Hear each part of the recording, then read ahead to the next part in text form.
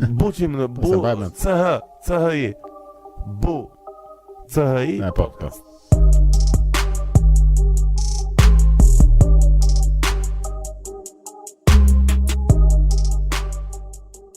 Të dashur ndjekës, ky është një episod me Andi Kurti. Andi është mik i podcastit dhe sot ne do të diskutojmë për kulturën e protestave dhe se si ato kryhen në Shqipëri.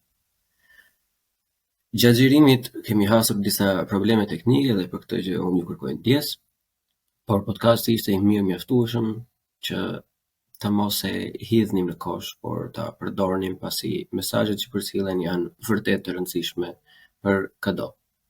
Ju lutem të na mbështesni në rrjetet sociale si Instagram, Facebook, Twitter dhe gjithashtu të shpërndani podcastin me miqtë tuaj dhe për më shumë mbështetje në Patreon, Buy Me a Coffee ose Spotify subscribers. Dëgjim të kërë. Mirë se erdhe. Përshëndetje Blan, si e? Përshëndetje, çfarë bëni? Mirë, rahat, çfarë bën? Si të shkojnë gjërat? Mirë, le të themi mirë. Ty si të kanë shkuar? Mirë, normalisht. Ja, me ty sot të debatojmë një çik për ato temat e nxehta, po para se të futemi një herë, domethënë një prezantim të shkurtër për gjithë ata fansat e zërit tënd. Okej, atëherë unë jam Andi Kurti, punoj në media si gazetar, media tradicionale, kryesisht pastaj pjesën tjetër të ditës, një pjesë të mirë, merrem me aspektin e aktivizmit, protestave, këto kryesisht fushës politike e kulturore. Domethënë mundohemi të jemi një qytetar, kurse sa zën gur, një qytetar i përgjithshëm dhe aktiv. Dhe unë kaq për një prezantim të shkurtër besoj. Qa definon një qytetar të përgjegjshëm dhe aktiv? Ose si do e kuptoje ti? Po, tani sipas botë kuptimit tim është një qytetar i cili e para punës për ta thënë thjesht ka një lloj veprimtarie të jetës vet, pak më tej se sa jeta e vet personale, pra ato veprimtaritë e jetës vet personale, puna, gjërat, lidhja ose halle të tjera personale kalon përtej kësaj edhe mundohet që të japë dhe një lloj kontributi sa do të vogël në aspektin shoqëror ose në komunitet. Kjo nuk ka rëndësi pastaj se ka shumë fusha ndryshme ku mund të jepet ky lloj kontributi, po i jep diçka mbrapa shoqërisë. Ashtu si shoqëria jep atij diçka ose shumë gjëra, edhe ky e ka të drejtën dhe detyrën që të japë sa gjëra mbrapa, qofshin këto në fushën e politikës, në fushën e aktivizmit, mjedisit, çështjeve sociale, shumë çështjeve tjera. Pra të jap një lloj diçkaje pa pritur diçka në këmbim, domethënë për ta definuar kështu thjesht. Si përfshihet njeriu në aktivizëm, ose më saktë para se të vemi si përfshihet, si të del koha një herë para fare. Se po ta vësh re, shumica njerëz që kam kohë, jemi në punë tash kur të dalim protestë, do bëj gjërat e mia. Si të del koha aty si person të dalësh në protesta dhe në aktivizëm? Unë besoj se shumicës prej nesh u del si një lloj justifikimi ky aspekti. Mendoj që është një lloj miti shumë i madh që nuk kam kohë. Për çfarë lloj gjëje mund ta gjesh kohën? Asnjë nga ne nuk punon në CEO i ndonjë kompanie të madhe, Apple, Google ose ndonjë gjë që është 24 orë i zë dhe nuk i del koha. Dhe atyre ka momente që u del koha. Kështu që besoj se sidomos në Shqipëri një pjesë e mirë e njerëzve nga 24 orë ditë përjashton gjumin, ka shumë orë në cilën ti mund ta nxjerrësh një farë kohe për të bërë gjëra të tilla. Atë çështja është që nuk është diçka që ti ta bësh të përditshme apo do ta bësh 24 orë që nuk të del koha që ta bësh. Është një moment që mund ta bësh një herë në javë, një herë në muaj, ose qoftë edhe një herë në jetë, domethënë si udhtim kështu drejt Mekës. Çështja është që unë besoj se njerëzit mund ta gjejnë kohën, edhe kam përshtypjen që ky është një lloj fenomeni që shikohet edhe nga të huajt që vinë këtu, që ju shqiptarët thotë keni shumë kohë të lirë. Po të shikosh kafet janë plot, baret janë plot, në dark Big Brotherat janë plot. Atë besoj se nga kjo kohë mund ta gjeni një moment. Jam i sigurt. Nuk besoj se ne jemi kaq shumë të zënë, kaq shumë gjithë duke marrë iniciativa, duke hapur biznese, duke bërë shpikje. Jam i sigurt që domethënë është çështje prioritetesh thua ti. Është çështje prioritete. Edhe unë shikoj si një lloj edhe çështje ndjeshmërie, pra sesa në thojza po le të themi kështu ke një lloj ndjeshmërie kundrejt çështjeve të caktuara, sepse un kam parë edhe njerëz që kanë lënë edhe punën një ditë ose kanë lënë probleme të tyre ose një dalje, një shëtitje, një kafe për të ardhur për diçka ose në protestë ose në një reagim. ose diçka të tillë. Sepse për ta është më prioritare reagimi ose ndjeshmëria që kanë kundrejt diçkaje të tillë, sesa thjesht ajo dalja e tyre në fundjavë, dalja e tyre me miq, ose diku duke shkuar diku jashtë Tiranës për ne që jetojmë në Tiranë. Kështu që besoj se është një lloj miti kjo pjesa e kohës. Mund ta gjesh, varet se sa i ndjeshëm je, dhe varet se sa do ta provosh veten ose do të vësh sa gjëra të rahatisë tënde personale në, nuk po them rrezik, por në një lloj kushte parehatie. Pra që ti në një moment vendos që të sakrifikosh një lloj rehatie të vogël, një dalje, një gjë që do e bëje për fan.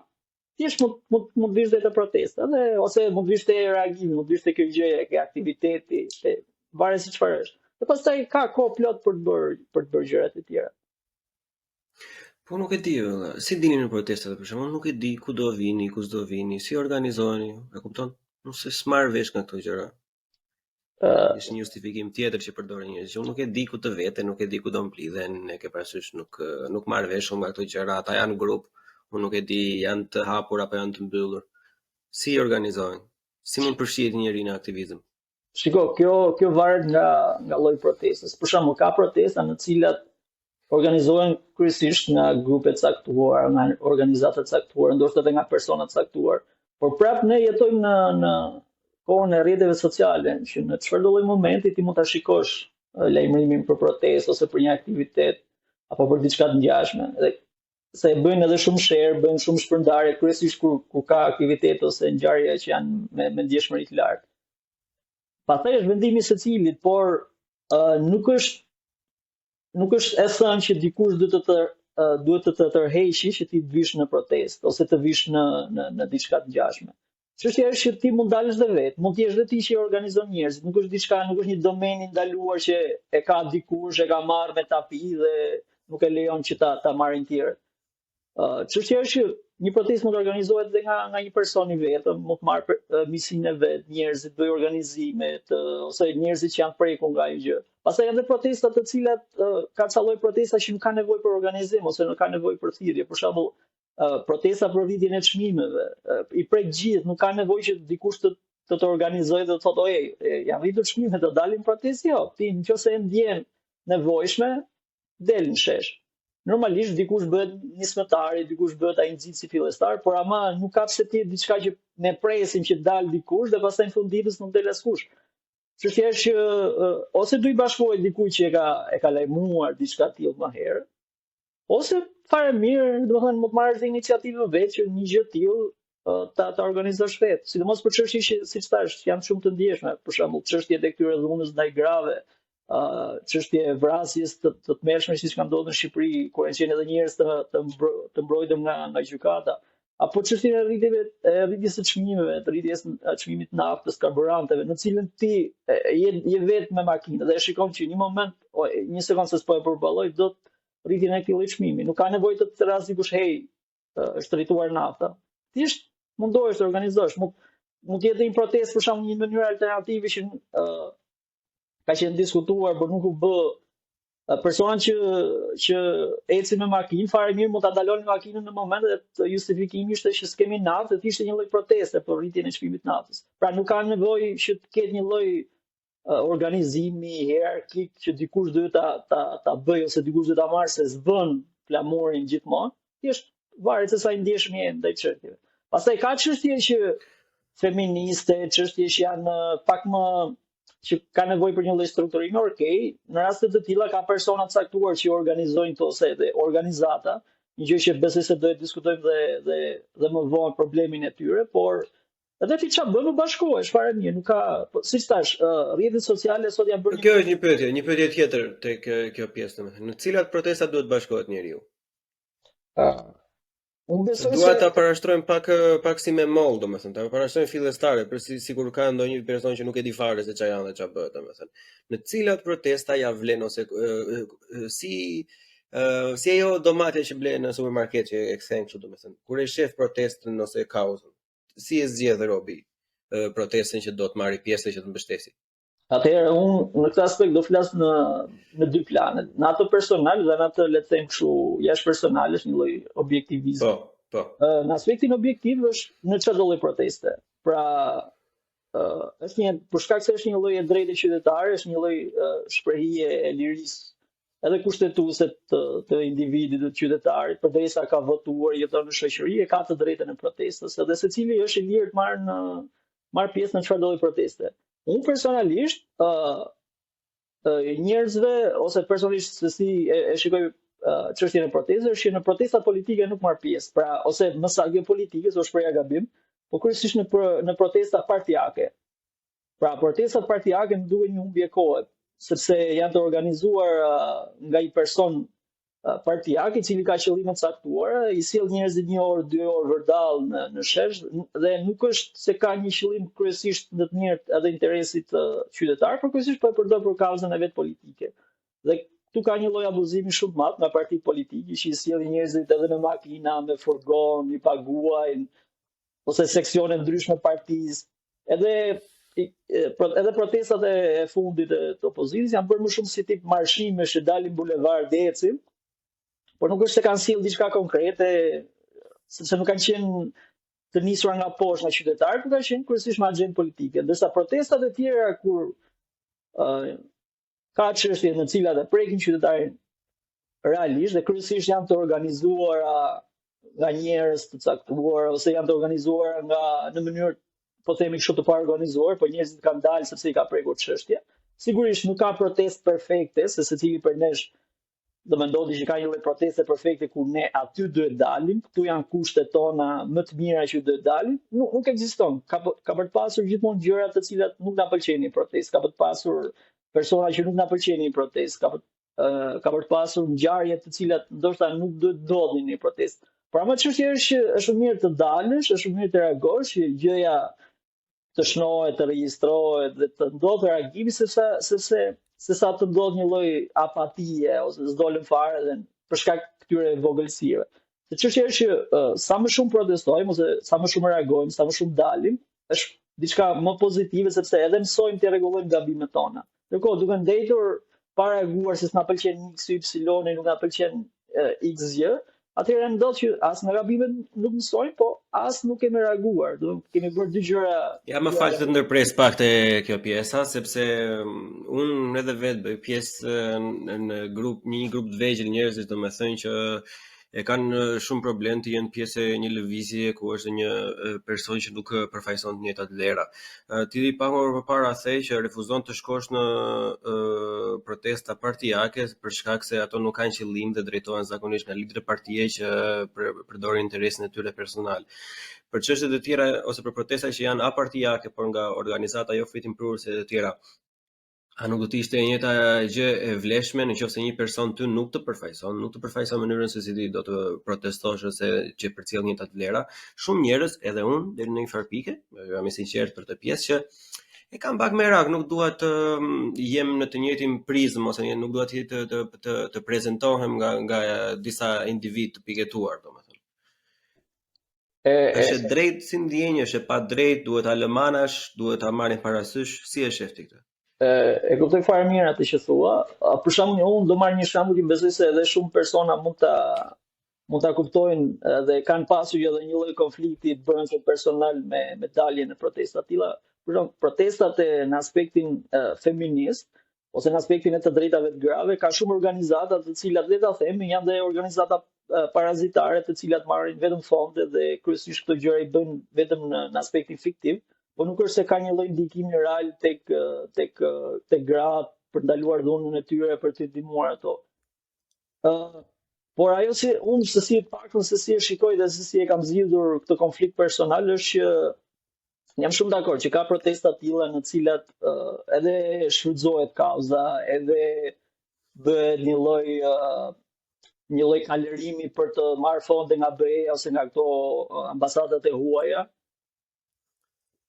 Problemi është që unë kur e peshoj në fund të ditës është them cila ishte më mirë, të dalim me këta le të themi të përlyerit të cilët kanë dhe një lloj interesi monetar, ambasadash do dalin dhe në media e këto gjërat, apo mos kishim dalë fare. Dhe unë kam zgjedhur që në shumë raste të tilla të dal aty, të blendin, të sfumohem me turmën, të them atë zërin tim, atë pankartën time, atë thirrjen time. Dhe ndoshta nuk ka rëndësi ose ka një lloj rëndësie, por nuk I kanë vënë shumë rëndësi shumë se kush e drejton ose kush është organizata, sepse dole nuk dole, mënyra të tilla këta do t'i gjejnë gjithmonë për të marrë fonde. Por ama është më mirë, gjithmonë e kam peshuar që është më mirë që për rastin e një përdhunimi apo rastin e një vrasje të një femre është mirë që të kishin dalë edhe qoftë me këto organizata, të cilat po I themi kështu në thojza janë të përlyera, se sa mos kishin dalë fare. Që çështja nuk do dugej fare ose nuk do bëhej as mediatike as publike. Por që është një problem shumë I madh ky I marrjes kauzave për interesa monetare. Jetojmë në Shqipëri, nuk kemi çfarë të bëjmë. Është e bezdishme, domethënë sepse normalisht përpara te unë kam pasur Dario Arunën kur dalin episodet është një nga individët që ka qenë I përfshirë me këto organizata domethënë dhe e ka lënë për arsyeën që ti përmende pak më sipër, sepse janë që gjithkohës phishing vetëm për lek dhe fonde nga organizata të tjera që janë europiane, amerikane apo mbar botërore etj dhe nuk është se edhe sipas ti ose më sa kuptova unë, mos të bëjmë parafrazim të gabuar, ishte që një pjesë e madhe e tyre, për mos thënë gjitha, po le të themi një pjesë e madhe për të qenë korrekt, ndiqnin këtë lloj modeli. Tani më, unë këtë gjë e kuptoj se shiko, një lloj mbështetje financiare duhet vi se ne kemi diskutuar herë të tjera në podcaste të tjera, kemi bërë bashkë ose në space që dikush do jetë në krye, dikush do ta organizojë këtë gjë, ndryshe nuk del njëri, dikush do e marrë atë hapin e parë që të vjen gjithë mbrapa, me atë jam shumë në rregull, por humbet besimi, besoj se ne këtu kemi një dallim bashkë, pasi unë besoj shumë se te pjesa që individi që është në krye të protestës ose ai person, mashkull, femër për shkak që është në krye të protestës, është një nga shtyllat, një nga kolonat më të mëdha për të mbajtur të gjithë planin e protestës, se sa e besueshme është, sepse për shembull po ta vëmë re kur protestat që ka bërë ai Adriatike Lapa, për shembull, shumë persona janë munduar që gjithkohës ta thonë jo është I korruptuar, jo e kanë nxjerr Rama se do të heqë opozitën, jo e kanë nxjerr Berisha se do të heqë Ramën, jo është I Sorosit, jo është I atij. Por gjithsesi le të themi të drejtën, mbijetoi ose I bëri ball më mirë këtij llumit, kësaj baltës që ju hodh domethënë se sa individët të tjerë më përpara, sepse unë mendoj që njerëzit kishin më shumë besim tek ai. Ishte person më I besueshëm për njerëzit. Ndërkohë fatkeqësisht është vetëm shembull që më vjen tash në mendje për protestat sociale, për shembull, janë disa persona që me të drejtë apo me të pa drejtë nuk është aftësia ime ta gjykoj, po janë të pa dëshiruar nga populli. E kupton? Në një mas të gjerë, domethënë dhe ne kemi folur bile edhe se si sulmohen online, që është një problem tjetër më madhor, domethënë. Edhe ideja është që a mendon ti se është mirë që të tillë individ, edhe pse nuk kanë mbështetje, të vazhdojnë akoma të jenë flamurtari I një proteste? Kjo është një çështje shumë e madhe, domethënë shumë e diskutueshme që ke prekur realisht, edhe është një lloj duhet bëhet një lloj skaneri I protestave në Shqipëri, I mendësisë popullit shqiptar, se si vepron në raport me protestë ose me reagimet qoftë edhe po le të themi edhe tubimeve dhe revoltave popullore. Edhe unë kam shumë mixed feeling te kjo gjëja, po dua ndalim te një pikë që mendoj që është shumë e rëndësishme. Është problemi që ne kemi me liderat ose me persona që drejtojnë diçka. Dhe besoj kemi një lloj kompleksi që secili prej nesh kërkon të jetë lider I vet, nuk I pëlqen ai lideri që edhe në aspektin e protestës e trajtojmë si një lloj lufte ku generali duhet të jetë na frymëzoj, të jetë I papërlyer, të jetë një lloj personi I cili mban atë flamurin e ndershmërisë. Edhe këtu shikojmë unë spagu shikoj probleme se si ne organizojmë protestat. Ne presim që të jetë dikush që udhëheq protestën, të jetë dikush që drejton protestën, sepse jemi nisur edhe nga besoj se është edhe një lloj reminiscencë që është nga komunizmi, nga mënyra se si ne se si funksionojnë partitë politike shqiptare, ku është më shumë kryetari I cili është kthyer në gjysmëzoti, një lloj idhulli që udhëheq gjithçka. Po unë besoj se ky problemi I liderit protesta nuk ka lider, nuk ka figura kryesore. Figura kryesore është kauza dhe aktorët kryesor të protestës duhet të jenë protestuesit dhe jam shumë kundër dhe jam shumë e shikoj me një lloj skepticizmi shumë të madh këtë protagonizmin për të dalë aty përpara kamerave, për të rritur përpara kamerave dhe për të folur te mikrofoni, ai problemi i hershëm i mikrofonit që është bërë që kush flet aty ka një lloj legjitimimi, ka një lloj drejtimi të protestës dhe duhet dalë se s'bën ekran dhe ai është ai që i merr vendimet. Jo, mendoj që është njerëzit që kanë dalë në shesh, që kanë reaguar, ata janë thelbi dhe kauza është ajo që qëllimi dhe ideja që i kanë mbledhur së bashku. Nuk janë personat. E them në rastin e Adriatikut, po të cilin kam një qasje shumë pozitive, por problemi është që për te Adriatikut ekziston kauza e protestës. Pra, se çan do dhe një fenomen shumë i çuditshëm që në momentin që ne atashojmë e lidhim kauzën ose reagimin që po bëjmë me figura të caktuara çfarë bën? Në momentin që delegjitimohet dhe personi ose hidhen akuza, edhe shumë herë dhe pa të drejtë, në momentin që krijohet kjo lloj tymnaje përreth personit, kjo lloj errësire po themi, çfarë ndodh? Edhe kauza e ngjitur me të zhbëhet dije. Problemi është që ne duhet ta atashojmë me kauzën dhe personat mund të ikin dhe mund të vinë. Unë jam shumë dakord me këtë idenë që ne kemi një lloj qasje kundrejt personave të caktuara, ndoshta që edhe nuk na pëlqen të shohim aty. Edhe me të drejtë kemi edhe raste me të drejtë të cilët siç thash protesta të tilla ose reagime të tilla mundohen të shfrytëzojnë qoftë për imazhin e tyre personal, qoftë për karrierë, qoftë për fonde, për gjëra të tilla. Është qëndron si gjë. Por ama jam më mirë edhe besoj se është më drejt që dalësh dhe me këta persona dhe për krijuar një ide për ta nisur ato ortekun dhe hap pas hapi ndoshta edhe për të filtruar këta persona për dalë figura të reja. Se nga ana tjetër është pyetja që ushtroj gjithmonë është që kur nuk doli Adriatiku, kur nuk doli X, Y, kur nuk doli Pano Soga po themi, kur nuk doli Florian Binaj, s'të pëlqyen këto. Ti pse nuk dole? Domethënë pse se organizove ti një protestë? Se nuk del ditët e tjera kur kjo protestë nuk është le të themi në thojza e uzurpuar nga figura të tilla, të kapura nga Sorosi, nga Zoti, nga Satanai, nga figura të tilla. Se nuk del, domethënë ke 364 ditë e tjera të vitit, mund dalësh para një me të organizosh. Kjo është çështja, domethënë që ne nuk duam që Adriatiku ose persona të tjerë dalin protestë, si quajmë të kapur, po vjen dakord. Por pse nuk del ti i pakapur, pse nuk e jep një shembull navësosh, realisht do të ndjekun nga pas, ama dil, të shikojmë se si bëhet një protestë pa përlyer, një protestë pa figura të kapura, pa fonde, pa Soros, pa drejtë shejtani. Po pse nuk e bën asku, sepse e para do guxim, do vetë sakrificë, dhe e dyta do këtë nivelin moral, sepse nga rrjetet sociale mund ta ngres tekën e nivelit moral dhe kërkesat në të jashtëzakonshme, se nuk të ndalon asgjë, të ndalojnë vetëm shpejtësia e shkronjave me cilën shkruan, por ama aty në protestë gjërat komplikohen, bëhet diçka më dhe shumë e vështirë ta ndash hapin nga sheqeri, shumë e vështirë të jesh gjak ftohtë, shumë e vështirë të organizosh njerëzit, të mbash tempin, është shumë e vështirë të kesh një lloj edhe një lloj pikësynimi që mos shuhet protesta. Por ama është shumë kollaj kur jep kështu dhe shumë kollaj të kritikosh, bësh kritizerin kur thon shqiptarët e Kosovës. Por ama shumë e vështirë ti jesh aty dhe të hash ti kritikat. Në rastin e Adriatikut, për shembull, ka pasur një lumë sulmesh me pa të drejtë. Sepse edhe kryesisht vinin nga partitë politike dhe pastaj nga njerëz të cilët rrinin në rahatin e tyre dhe jepnin komente kështu sipas qefit.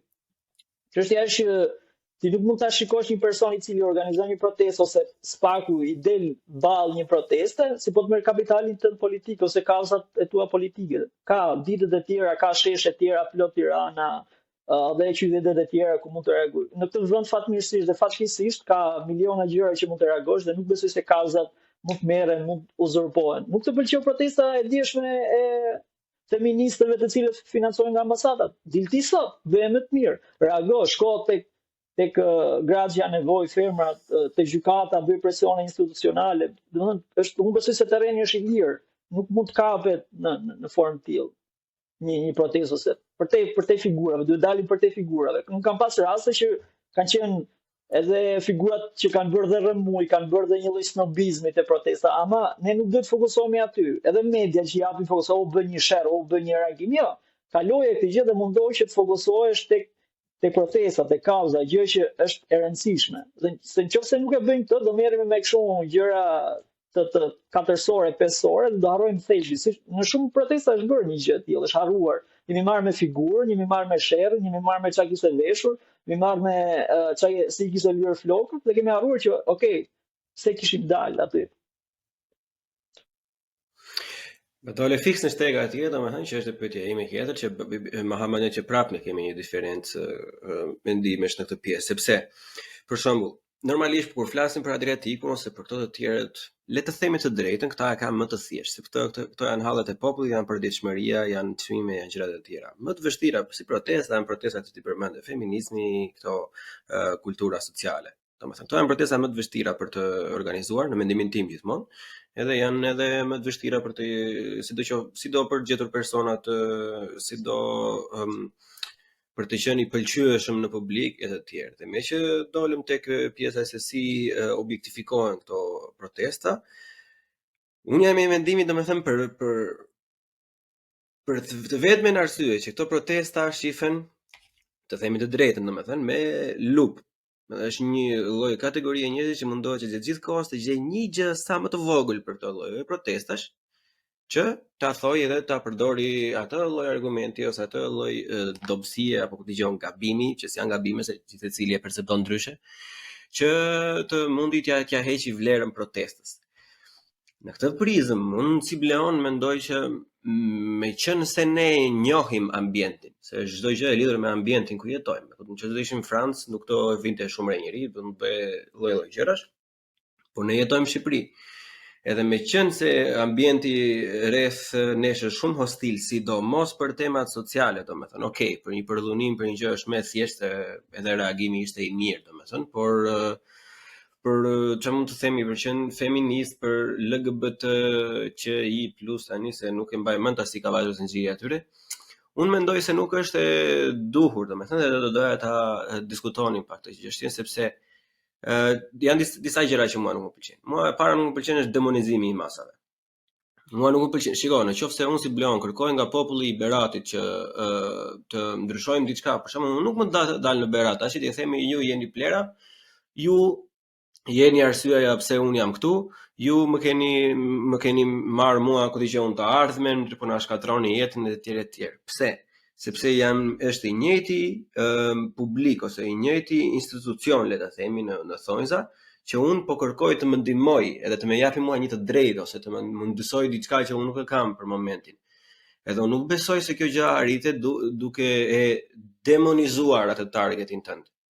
Edhe për protesta sociale unë jam i bindur që kjo ndodh shpesh, sepse për sa i përket ligjet në Shqipëri kemi të mira, nuk ka asnjë lloj problemi me ligjin, ligji mbron gjithë personat janë të barazlefshëm njësoj. Në ligj, në letër po themi.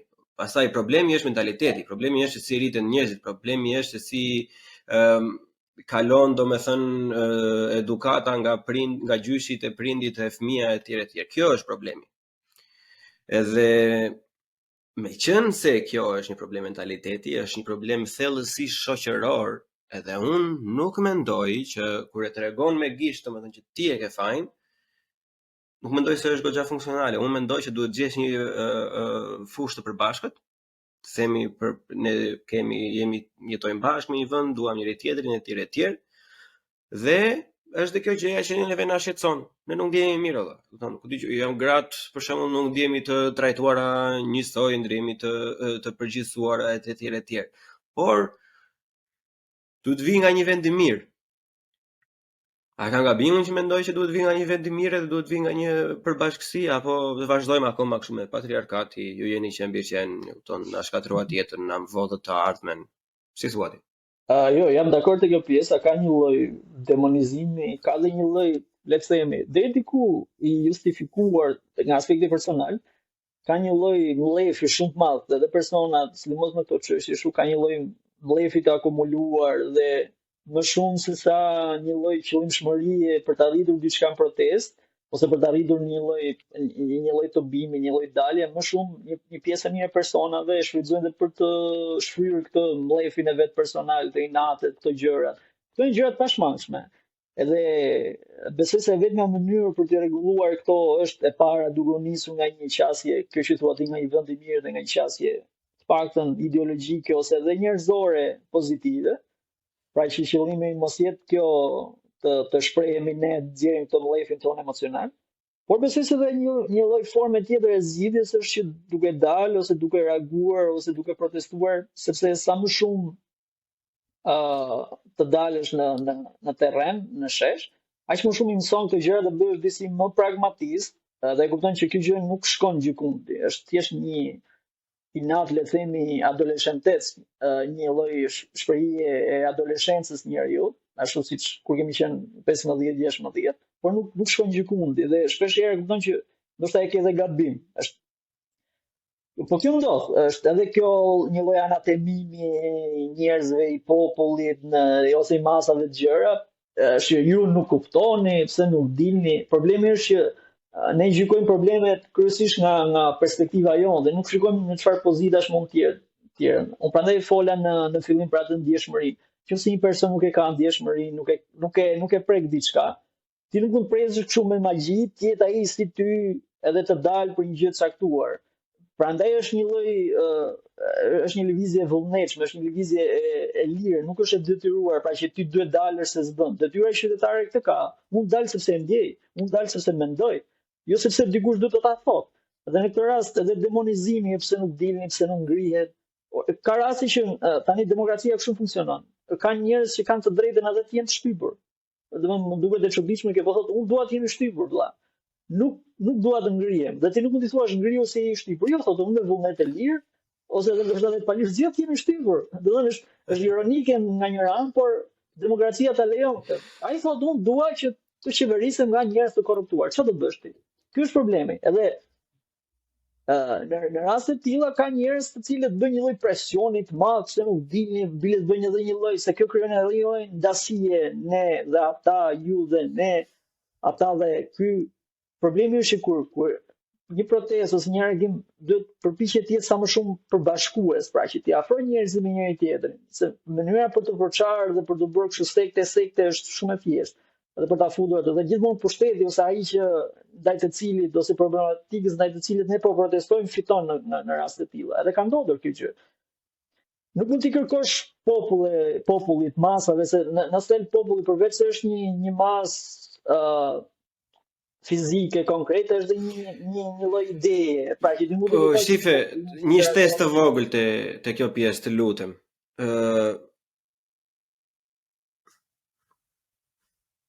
Po, mësoj.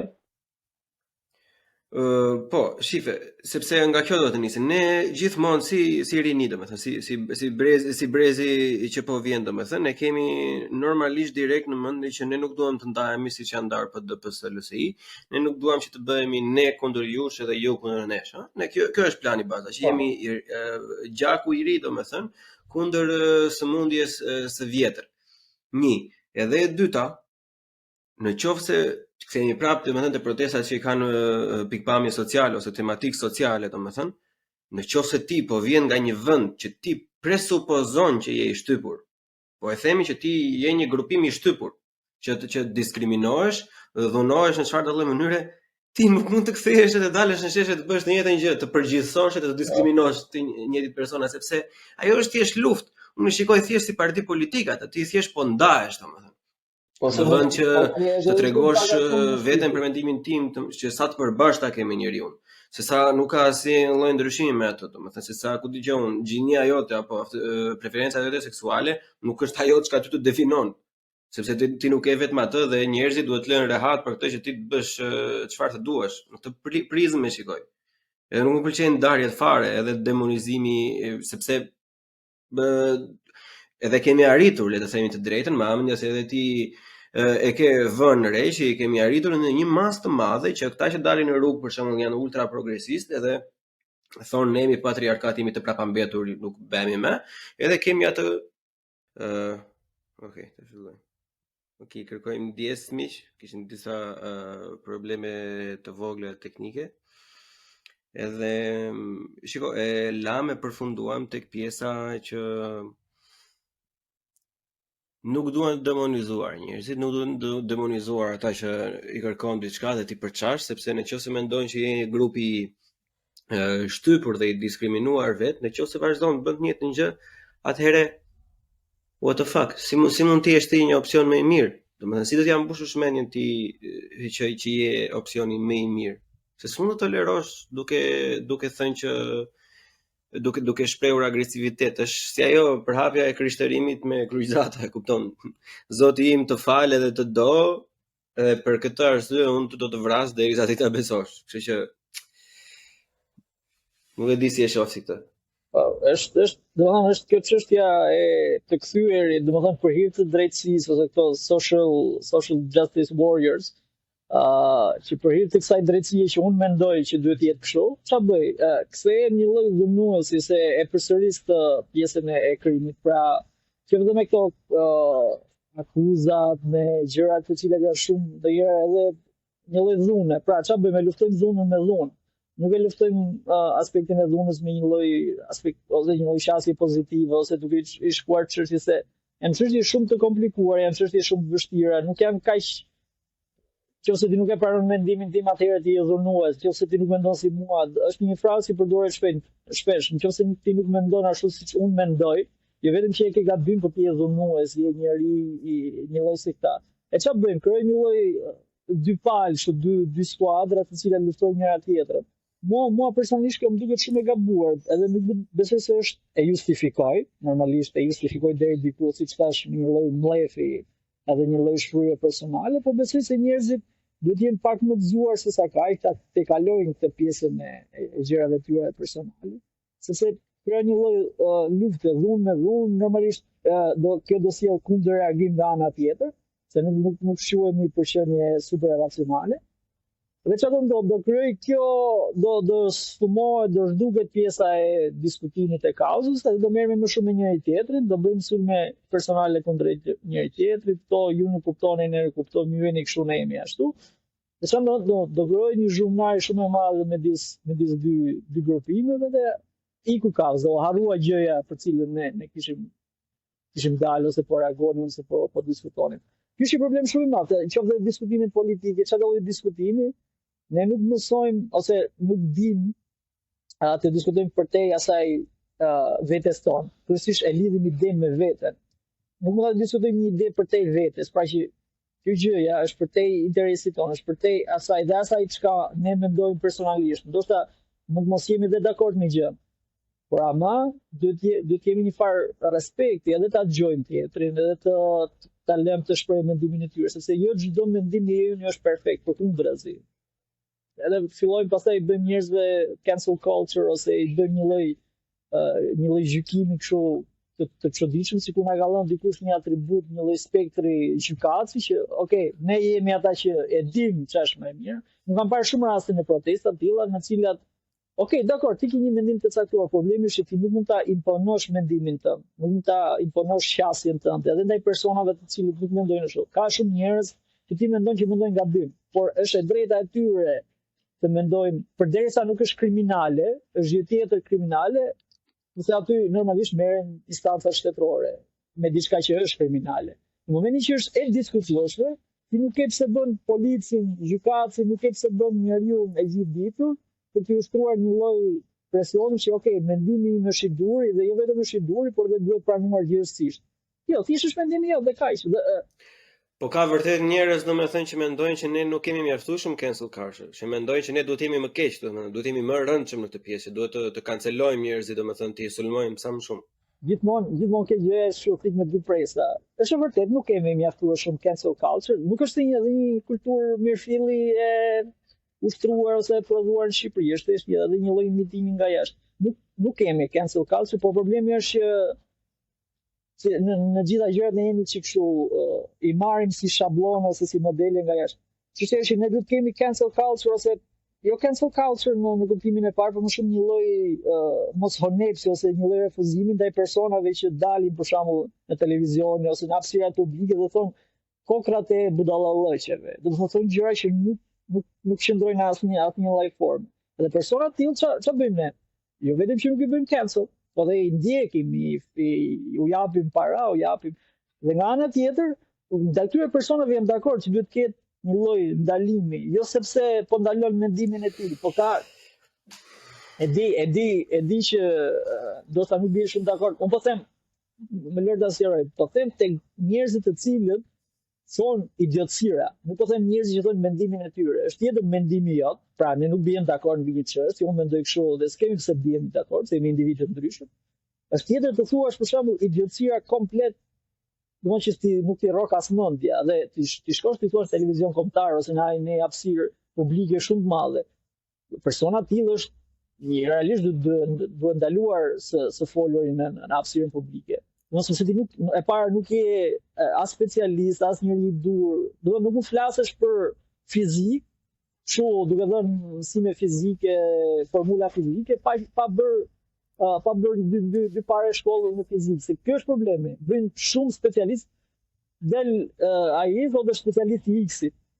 Pa qenë, besoj se dhe ti i ke ndjekur, por këtu në Shqipëri ka shumë specialistë janë të veçpallur specialistë dhe i ftojnë në studio televizive, thonë dokra për shkak se kanë klikueshmëri, por që realisht dëmtojnë shumë aspektin e diskutimit publik. Nga ana tjetër, nuk jam dakord që ti bëhen cancel ose ti ndalohet e drejta e fjalës, të thuhen gjëra për persona të cilët realisht është mendimi i tyre dhe secili ka të drejtën ta thotë mendimin e vet. Jam shumë dakord, e kuptoj atë që do të thuash.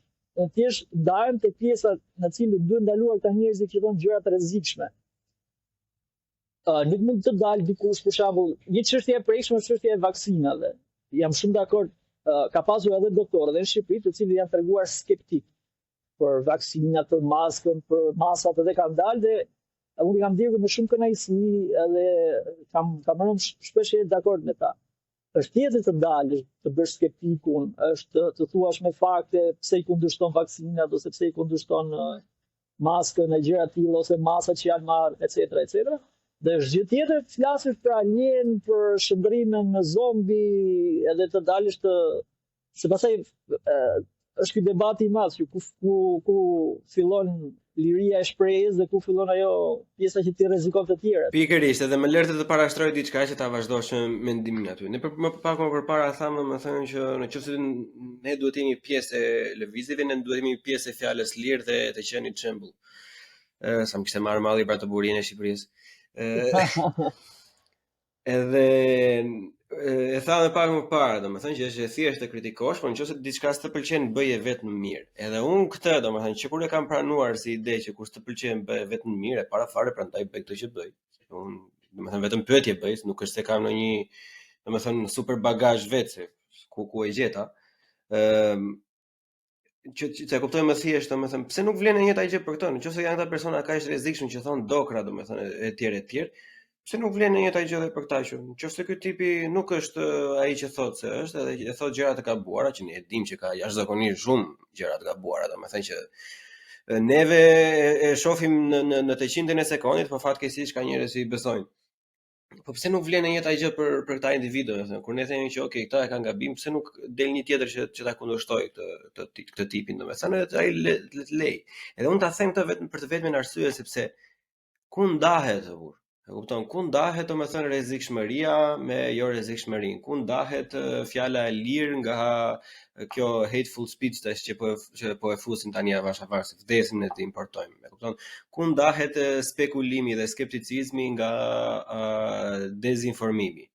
E kupton, se e vërtetë është ajo, jo 5 gëra budalliqe, domethënë ato normalisht janë dokra. Po me që ti mor atë shembull specifik, në atë shembull ti japun atë gjën që tani është common sense, domethënë që është një dije e akceptuar nga të gjithë që është nga erdhi, pjesa e laboratorit. Nëse ti e mban mend në fillimet e 2020-ën, verën deri nga mezi 2021, domethënë në të gjitha platformat, si në media, si në Twitter, si në Facebook, çdo lloj individi që thjesht mund të jepte indicie, dhe mua më është bërë një raport, një podcast, nuk e di, nuk do të jetë diku te 12-15, një nga ato, domethënë që imagjino me audiencën time çfarë kontrolli ka qenë që se shifte njëri. Kurse atëherë kur këta që e thoshin ishin njerëz që bënin teori konspirative, ishin harmful për çanin popullin. Sot kjo është bërtham. Sot kur këto po bëjnë të gjitha pyetësorët që i bën Departamenti i Shtetit të Amerikë dhe Senati që merren pyetje çdo njeri, tani është common sense, tani është informacion i saktë, i pranuar nga gjithë secili. Do me thënë që se pas kanë pasur gabim ata, do me thënë që ata nuk pas kanë dëmtuar njërin ato kohë. Edhe ideja është që ku e heqin e vjen? Kush e dallon? Kush e vë këtë kufirin? Shiko, e para është për mua është vetë personat. Domethënë nuk është se ka një lloj rregullatori të madh shumë jashtëzakonshëm, një lloj leviathani që ndron mbi njerëzit dhe e vendos atë se ku. Normalisht tani ka pasur dhe do të ketë gjithmonë këto edhe ka dhe tani tentativa për ta bërë këtë gjë, qoftë me kontrollin e internetit dhe materialeve që lidhen në internet. Por e parë është që duhet ta bëjë individi. Një gjë që unë besoj se duhet mbajmë parasysh është që këtë duhet të dëgjojmë. Dhe deri diku bien dakord që duhet dëgjojmë njerëz të paktën që janë specialistë ose që kanë një lloj edukimi, që janë edukuar në atë fushë. Unë jam shumë dakord me atë që thua, pra të dalja e vërtetave të tilla nuk është as një lloj çuditje, as një gjë se këtë gjë e kanë thënë dhe specialistë të tjerë, pavarësisht nuk kanë pasur zë mediatik. Problemi im është që nuk mund ta them unë që nuk marr vesh nga mjekësia ose për të çështje të caktuar. Nuk mund të flas për mjekësinë, nuk mund të flas me kompetencat më dha, duke futur në detaje, duke dhënë njerëzve mend, e kundrazi. Unë në këtë rast vendos që të marr vendimet e mia dhe të ndjek ato çka thonë njerëzit që në paktën i konsideroj specialist. Jo dikush që flet në internet, jo dikush që del e quan veten konspiracionist dhe mendon që ka të drejtë. Jam shumë dakord për diskutimet tilla, se është gjë më e shëndetshme që ku ka vetëm një lloj monopoli mendimi, ku ka vetëm një mendim, atëherë jemi një lloj diktature. Do të ketë përplasje idesh, ndonjëherë edhe qartësisht i kundërta dhe ekstreme. Problemi është që këto ide do të vinë nga njerëz që realisht kanë studiuar për gjëra të tilla, njerëz që e kanë shpenzuar një pjesë jetës tyre. Jo, nuk u flas dikush për mjekësi i cili nuk bie shumë keq ndonjëherë edhe gjimnazi nuk e ka bërë, po ka një telefon, ka një rrjet social, ka një hapësirë mediatike ose ka një lloj hapësire në botën virtuale, thotë ide. Problemi është që sa më shumë publik ti jesh dhe aq më shumë ke ndikim te kjo pjesa. Tani individi duhet të jetë mjaftueshëm i edukuar, them, ose mjaftueshëm i shkolluar që këto gjëra ketë një lloj filtri që kë duhet dëgjoj dhe kë nuk duhet dëgjoj. Se problemi është që pastaj se nëse ne fillojmë se sa më shumë diçka të krijohet një lloj zhurme, sa më shumë të jepet një lloj trubetimi i madh, sa më e mistershme të jetë, sa më e errët kështu, po na bëjnë dashje në kadi gjëra të tilla, aq më shumë krijohet një lloj frike dhe lind një lloj reagimi kështu në masë dhe njerëzit çfarë bëjnë? Interesohen më shumë dhe ndjekin dhe i besojnë shumë më shumë të gjëra.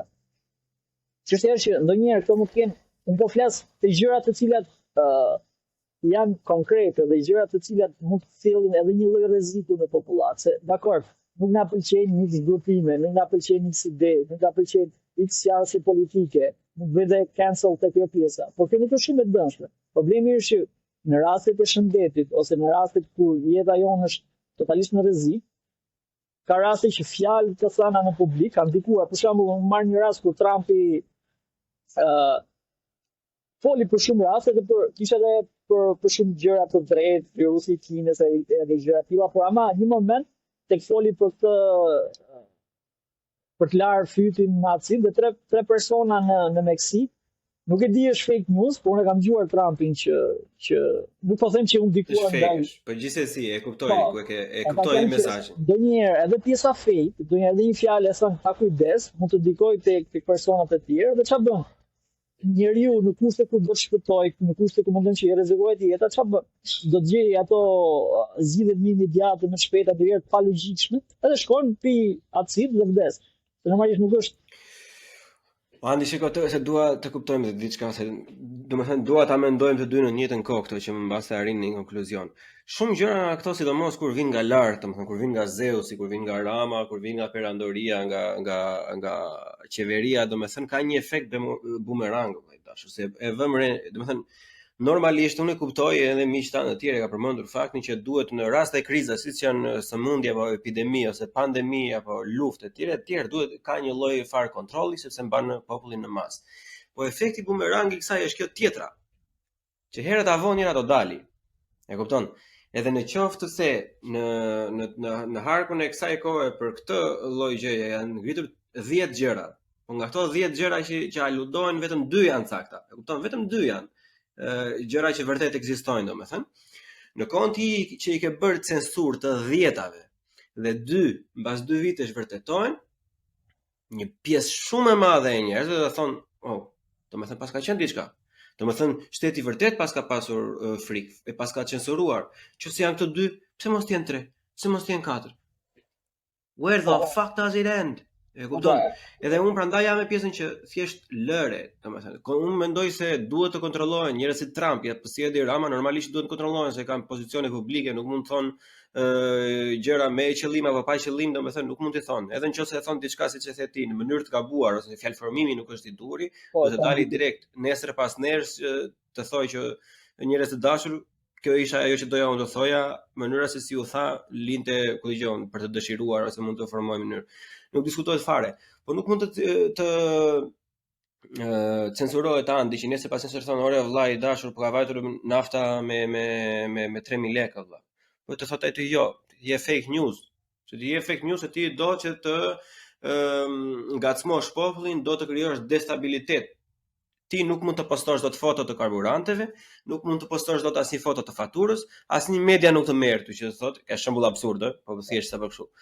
Domethënë që ti izolohesh komplet nga ai Zeus i madh, domethënë, edhe pastaj ikën Bleoni te karburanti, shoh 3000 lekë. Plako pas ka pasur të drejtë. Domethënë edhe macet janë vërtet të shpirtra zotash, edhe zombit çohen natën edhe vinë nëpër shtëpia. Se ashtu ecën, e kupton se nuk ka ne kemi përmendur edhe herë të tjera. Nuk ka njëri kohë që të bëj researchin gjitha gjërave. Prandaj un jam absolutist për punën e free speech, domethënë, edhe më pëlqen kjo clash of ideas, domethënë, këto përplasjet më të mëdha të fuqishme, domethënë, të idealeve, të fakteve. Un mendoj që nëse diçka është fundamentalisht e gabuar, është dhe shumë e thjeshtë për t'u hedhur poshtë. Siç janë teori konspirative, siç janë këto mrekulli bërësit apo këto ultradimensionalet e tjera të tjera. Unë ka shumë nga këto që unë dëgjoj për kokoshka, domethënë për shefin tim se më pëlqejnë. Edhe zhyten, domethënë shumë shohin Big Brother, unë shoh këto, domethënë se nuk më pëlqen Big Brother. Por unë personalisht kam vërtet frikë të pjesën e censurës. Nëse ne do themi që këta nuk do lejohen, këta nuk do lejohen. Domethënë, nuk ka as jo më dyshje për kështu. E kam frikë vëlla, e kupton? Sepse është vërtet shumë e vështirë dhe gjithkohës në histori ne kemi parë që shumë persona, ose ai është shembulli idiotësh, por që është shumë i përdorur i Galileit, domethënë që e dogjën edhe pastaj më vonë doli që ishte vërtet ashtu siç sa ai. Giordano Bruno. Sorry. Se Galilei shpëtoi faktikisht u treguar çik më zgjuar. Ajo është ideja tash domethënë që vërtet duan ta bëjnë gjuetinë e shtrigave për shembull të flokuqeve të shkretave që s'kishin asnjë lloj faj. Jam shumë dakord te kjo që thua dhe edhe për ta lidhur me aspektin e protestave, domethënë pushteti gjithmonë ka një lloj tendence para për të monopolizuar gjithë aspektin e informacionit, vërtetës, të jetë burim, gjithçka do të jetë burim i çdo lloj gjëje. Tani ne e ka thënë Rusoj qysh përpara 3-400 viteve që ne kemi bërë një lloj kontrate sociale me shtetin. Dhe çfarë kemi bërë? I kemi dhënë të drejtën për të përdorur edhe forcë, edhe shtrëngim. Pra, atë shteti ka të drejtë të përdor forcë kundrejt me policinë. Ka të drejtë të përdor shtrëngimin me anë të gjykatave, urdhrave, çfarë do gjë. Pra ja kemi dhënë ne, e kemi bërë këtë lloj kontrate sociale. Nuk jemi në kushtet e lirisë natyrore që fliste Rusoj, pra që në momentin e natyrës, ku jemi në natyrë, kemi të drejtë për çfarë do gjëje. Çdo gjë është prona jonë, por ama në momentin që bëhet një person tjetër, bëhen 2-3, në momentin që fillojmë të jetojmë në shoqëri, to liri natyrore kufizohen dhe deri në një moment të dytë vjen shteti i cili i rregullon dhe na detyron dhe na bën ligje, na bën rregulla të caktuara që nuk janë shtypje të drejtave tona natyrore të lindur apo themi. Çështja është që ne kemi dhënë këto lloj atribute shtetit. Problemi nuk është që ne ja kemi, dhe problemi është që deri në çfarë eksesi, deri në çfarë ekstremi i çon shteti këto gjëra, aparati shtetëror. Dhe ne kemi parë shumë herë që i çon deri në ekstrem. Edhe në rastin e pandemisë, për hir të sigurisë, pra ne për hir të sigurisë sakrifikuam të drejtat tona kushtetuese, ja dham shtetit në dorë këtë lloj qasje, këtë lloj lirie dhe këtë lloj të drejta, dhe ju lutem të lutem shtet, na shpëton nga kjo flame e madhe, por s'ka problem të drejtat tona. Çështja është që shteti në këtë moment varet, i trajton në mirëbesim, i trajton të drejtat tona me një lloj rigoriziteti apo i çon në ekstrem, siç ndodhi. Sepse shumica e liderave që kanë tendenca autokratike ose që diktatoriale, ç'a bëjnë? Këto gjëra mundohen që të jenë momente në cilat ka miratojnë ligje, miratojnë nisma, sa më shumë për të shtypur popullin, sa më shumë për të kufizuar të drejtat, sa më shumë që qeverisja e tyre, domethënë të shkojë në një lloj qeverisje autokratike. Dhe kjo ka ndodhur faktikisht, domethënë kur bë edhe këtë pandemia kaloi një lloj ekstreme dhe kryeministri i Shqipërisë filloi jo vetëm të shpërfillë ligjet, por të qeverisë me anë Facebook-ut. Edhe çfarë do gjëje tjetër që fliste jashtë zërit, jashtë altopolantit të tij, ishte rrem, ishte fake news, po frymon flamën, vdekjen, fliste për copa mishi, për të vdekur, për kufoma, ndërkohë që ne kishim dy të vdekur në ato momente kur ai dinte. Edhe ç'a bën? Ai ishte jo vetëm burimi i vetëm i informacionit, por çdo burim tjetër që kishte qasje të ose njerëz që donin që brenda kësaj mungese të sigurisë, kësaj mungese edhe të sigurisë shëndetësore që i dhan shtetit një lloj force dhe i dhan një lloj atributi shumë më vjet në tyre, vetëm për të na shpëtuar nga ky virus, nga kjo pandemi. Shteti e shfrytëzoi deri në maksimum, domethënë miratoi gjëra, miratoi nisma, vinte gjoba poshtë lart, nuk linte të dilte, domethënë bënte çfarë donte. Problemi është që përtej kësaj nuk e trajtonte më shumë si një lloj skllavërie personi, se sa një lloj qytetari, individi i cili ka një lloj roli në shoqëri dhe është i ndërgjegjshëm për rolin e tij shoqëror. Sepse është ndryshe kur shteti mundohet të bashkëpunojë me ty, pra si komunitet ose si qytetar, thotë që për X gjëra ne do bëjmë këto 2-3 gjëra dhe duhet bashkëpunojmë së bashku. Jo të ndjerë tanket dhe antiblindat në bulevard për luftuar virusin i cili nuk ishte në bulevard. Po të bashkohemi në idenë, domethënë bashkohemi në idenë që nëse ti nxjerr tanket dhe antiblindat dhe shpërndajnë gjoba, ti e ul besimin që këto. Domethënë akoma më shumë persona në mendjen time do besojnë që kjo është e vërtetë. Jo vetëm kjo, por ti krijon një efekt kundër, sepse sa më shumë ta shtypësh diçka, është ligji i tretë i Newtonit, që sa më shumë forcë kushtrosh nga një anë, do kesh një kundërforcë nga ana tjetër. Ti sa më shumë ta fshehësh diçka, ti bëhet sigur, nëse ai duket si listesh me njeriu ka një lloj kështu, ka një lloj kërimbi të brendshëm që do të kërkojë tek gjëra. Sa më shumë të duket e fshehur, nëse diçka është zbuluar, nuk ka asnjë lloj interesi, edhe nëse ka transparencë, nuk ka asnjë lloj interesi për njerëzit që të dyshojnë apo e di. Është më mirë të tregohesh i sinqert, edhe qeverisja që o vlla, janë 1-2-3 gjëra të cilat ne duhet i bëjmë, janë të vështira normalisht, por e kërkon momenti. Ashtu si diku në Romën e lashtë, që kur Roma kishte ato degradimet e vet, do kishte një problem me të huaj që po vinin qoftë në luftë dhe në pushtime, çfarë bën? Dëzite një diktator. Dhe diktatori se ne kemi një konotacion tjetër për diktatorin. Ai ishin që nglite e përjashtonte senatin, përjashtonte këto vendimarrje demokratike që kishte Roma diku, dhe vendonte lishmërinë, apo kishte një lloj drejtësie në ato që bënte. Por kishte masa, të cilat ishin masa emergjente, masa deri diku të dhimbshme, sepse problematika e kërkonte. Por jo duke treguar një lloj shtypje apo një lloj eksesi të jashtëzakonshëm mbi Republikën. Pas e një moment dytë, dorëhiqe ai dhe i kthehej sërish pushteti Senatit Republikës së Romës. Por këtu problemi është jo vetëm kjo, ka marrë si një lloj, është marrë si një lloj fushë dhe një lloj lehtësie që hajti shtypmi akoma më tej dhe me pandeminë jo vetëm Shqipëria, por shumë vende demokratike perëndimore kanë bërë eksese dhe kanë bërë qasje shumë gabuara me popullin e tyre. Se sot ne po e shikojmë që nuk kishte një problem aq i madh sa u ngrit, përveç asaj do të trajtuar në mënyrë shumë gabuar në shumë aspekte. Dhe çështja është që ti do të kesh një lloj marrëdhënie të drejtë me qytetarin tënd, me individët në cilin qeverisë, se nuk mund të bëhet forma të cilat i ke treguar që kanë kaluar edhe shumë kanë shkelur shumë të drejta për te sigurisë, për te idesë së mbrojtjes shëndetësore, domethënë duke vënë jetë dhe agenda të tjera. Domethënë hajtë se po gjejmë rastin dhe ti shfrytëzojmë këto gjëra. Më besoj se jo vetë Shqipëria por vota perëndimore sidomos do të marrë do të bëjë një lloj reflektimi, do të marrë një mësim shumë të volitshëm në mënyrën se si ka vepruar gjatë gjithë kësaj kohe. Dhe po mundohet vetë që për hir të një problemi, është ajo ideja e vjetër biblike që krijon figurën e djallit dhe për shkak se djalli po na vjen te dera ose ky rrezik është qasje e vjetër politike, krijo këtë problemin e madh një lloj demoni dhe për të shpëtuar nga ky demoni më lejoj që unë të bëj çfarë dua. Edhe kjo ka ndodhur. Është model politik, domethënë epik ai që më e vjetër se sa Bibla vetëm që mund të ketë krijuar me fillimin e mendimit të lirë, ai që ka pasur etje pushteti gjithmonë e ka përdorur si një armë, le të themi, goxha efikase që krijoi një problem dhe ofroi zgjidhjen, domethënë. Po, edhe duhet në fund të ditës ti shites si shpëtimtar, si një lloj gjysmë mesia që ja na shpëtoi. Dhe po të shikosh, se po marr shembullin në Shqipëri, Rama e ka shitur shumë mirë këtë gjë.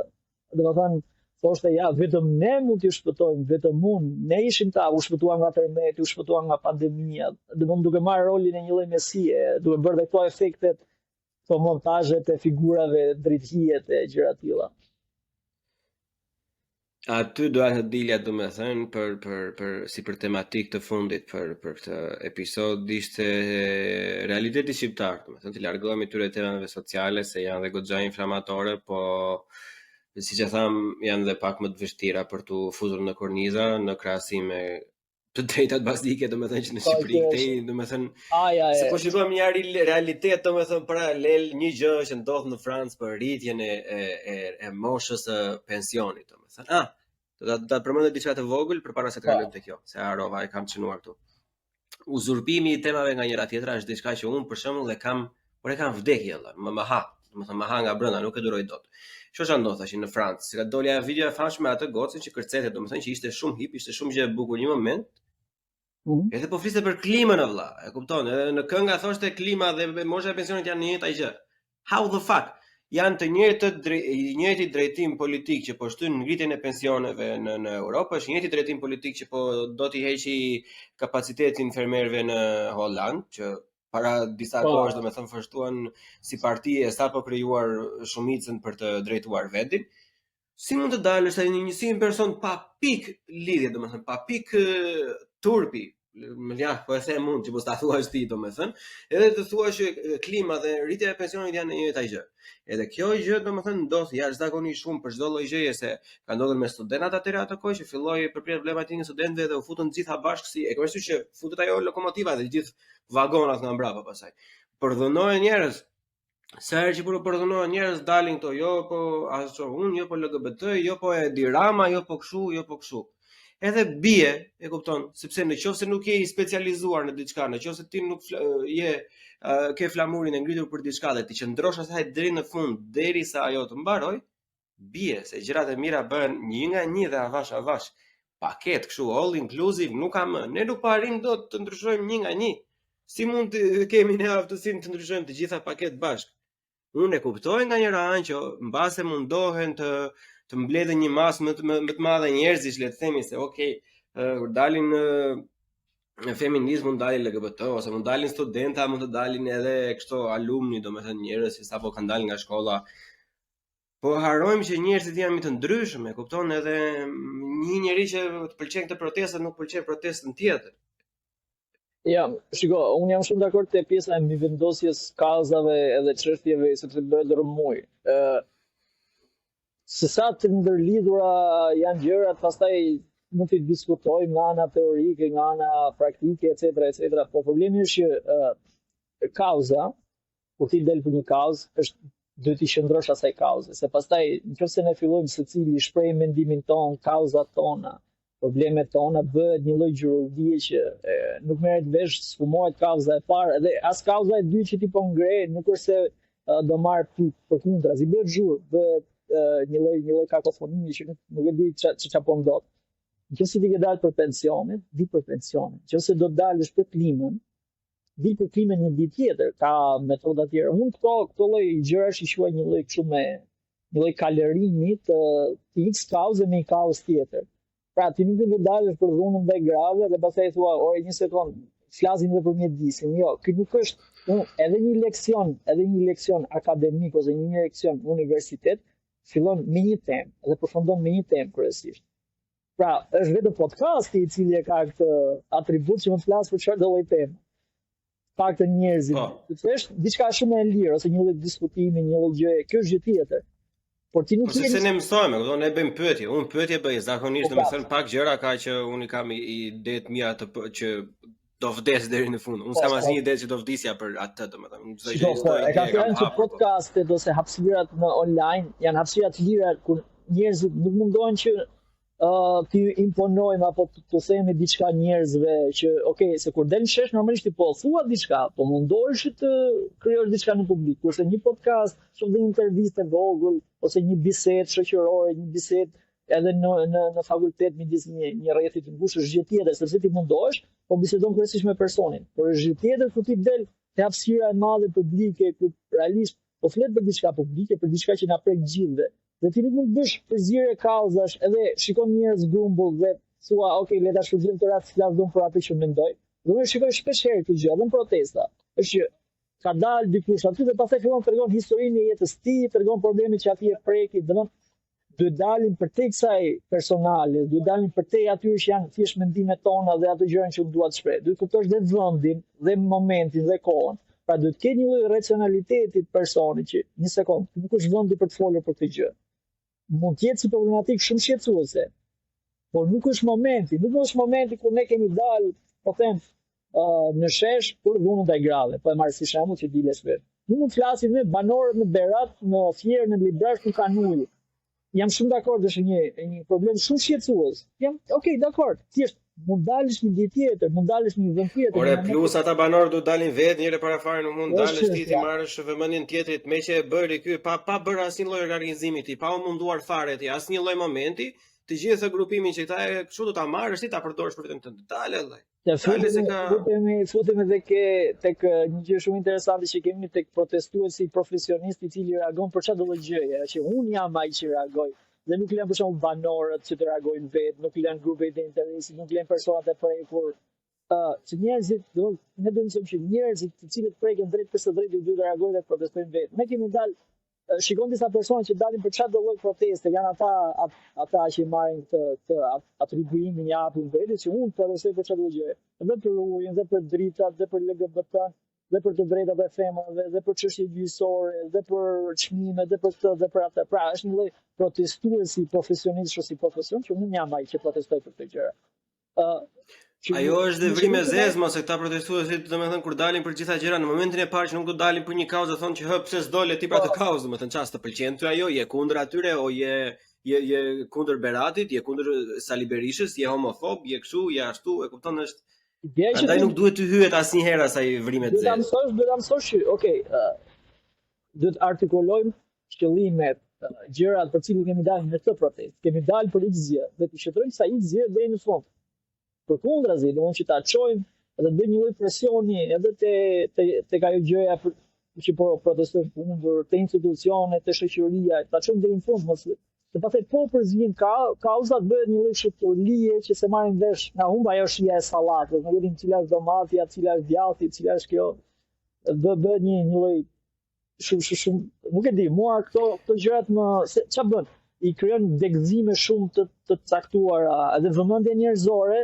Është ti thua për çfarë dolëm sot, je jashtë. Edhe thua çfarë ndodhi sot në Tiranë, për çfarë dolëm protestojnë. Se ke parë në media, ke parë një sherr, ke parë dikush që foli për mjedisin, dikush që foli për feminizmin, dikush që foli për fiskabu, dikush që foli për ujin. Dhe ti kur shikon në disa media të caktuara dhe lexon lajme, nuk e krijon idenë qartë se për çfarë protestua sot, pa nuk e kuptova.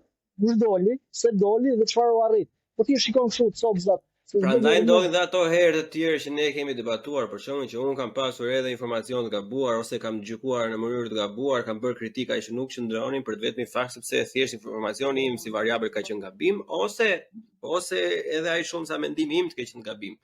Domethënë, edhe prandaj duhen të ndonjë gjë. Duhet ajo të fusësh hundën atje, domethënë se siç e thua ti, kur bëhet kjo sallata e përgjithshme aty që janë 200 gjëra, në qoftë se unë nuk e kam të drejtën të jap atë kritikën ose të jap mendimin tim, domethënë, unë nuk kam për ta marrë asnjëherë vesh që unë kisha gabim në fakt. E kupton? Edhe nuk ishte ajo e gjithë backgroundi I asaj proteste, por ishte thelbi ishte diku tjetër, por këto ishin gjëra që dolën me kohën. Sepse nëse unë marr thjesht informacionin e parë dhe me këtë eci, domethënë ajo është ideja ime. Po nëse unë ta them ti, e debatojmë, më thonë jo, plako që është zakonisht shumë gabim, sepse nuk ishte kjo, ja shifë këtë, lexoj atë, bëj këtë, domethënë dhe del në një konkluzion. po shumë herë nuk ke as të drejtë, domethënë. Edhe që ta kthejmë në atë prizmin e Shqipërisë, domethënë, se ato nisa të thoja në fillim fare. Dy gjëra, domethënë në realitetin shqiptar. E para fare plako sa funksionon me këtë princin, me këtë Horosin, të zotin e qiejve dhe të diellit që kemi ne tash në krye, sa funksionojnë protestat me këtë, edhe e dyta, ne që nuk marrim dot pjesë fizikisht, çfarë do bëjmë valla? Kupton se unë vëre edhe e ndjej edhe si presion, domethënë si direkt si indirekt nga persona që ti ja ndella, ti e ke Terezilla ç'u duhet ty. Po e shpërndave ti protestën, po e shpërndan ti protestën se zete veti se nuk i ke ti njerëzit në punë. Çfarë të bëjmë ne valla? Kupton se duket sikur çfarë do lloj gjëje që ne bëjmë, negative del në fund.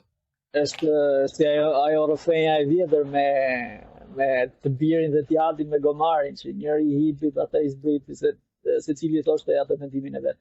Shiko, edhe kundrejt Ramës dhe pushtetit pranueshëm funksionojnë protestat. Edhe ka një lloj proteste që funksionon, janë ato qytetare.